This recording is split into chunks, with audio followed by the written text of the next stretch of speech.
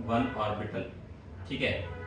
इसके इस वाले हाइड्रोजन एटम के 1s1 ऑर्बिटल से हेड टू हेड ओवरलैपिंग करके दूसरा सिग्मा बॉन्ड यहाँ जनरेट कर लेगा, ठीक है। इसी तरीके से इसका 2p, अब ये भी हो गया आपके पास। अब 2p y1 ऑर्बिटल की बात करते हैं तो ये आ जाएगा इसका कौन सा 2p y1 ऑर्बिटल इस वाले हाइड्रोजन एटम के 1s1 ऑर्बिटल से हेड टू हेड ओवरलैपिंग करके तीसरा सिग्मा बॉन्ड यहाँ जनरेट करेगा, ठीक है। अब इस कार्बन की बात करते हैं। इसका एक ऑर्बिटल तो पहले से जनरेटेड था इस कार्बन के साथ, ठीक है। अब इसका दूसरा 2p x1 ऑर्बिटल इस वाले हाइड्रोजन एटम के 1s1 ऑर्बिटल से हेड टू हेड ओवरलैपिंग करके इसका दूसरा सिग्मा बॉन्ड यहाँ जनरेट हो जाएगा।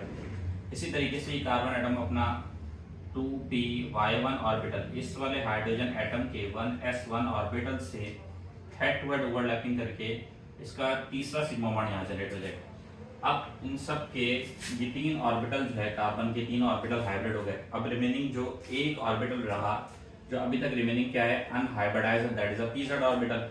तो ये आ जाएगा इस कार्बन का pz ऑर्बिटल और ये इस कार्बन का pz ऑर्बिटल, ठीक है। क्योंकि इसके पास कोई एलिमेंट भी नहीं बचा, दो हाइड्रोजन थे, दोनों हाइड्रोजन से बॉन्डिंग हो गई, एक कार्बन के साथ बॉन्डिंग हो गई, इसी कार्बन की दो हाइड्रोजन से बॉन्डिंग हो गई और इस कार्बन के साथ, तो इसके तीन सिग्मा बॉन्ड जनरेट हो। बाकी जो रिमेनिंग चौथा आपका pz ऑर्बिटल है वो अभी तक रिमेनिंग है अनहाइब्रिडाइज्ड है, ठीक है। तो ये अनहाइब्रिडाइज्ड ऑर्बिटल एक कार्बन का दूसरे कार्बन ऑर्बिटल के साथ हेड टू हेड जो है ये आपके ओवरलैपिंग करेगा, ठीक है। और हेड टू हेड कह रहा हूँ side to side parallel overlapping से, ठीक है, इसका एक पाई बॉन्ड जो है वो यहाँ जनरेट हो जाएगा, ठीक है। तो इस तरीके से इसकी देखें तो इसकी कैरेक्टरिस्टिक्स का बॉन्ड एंगल जो है, बॉन्ड एंगल इसमें बनता है 120 डिग्री का, ठीक है।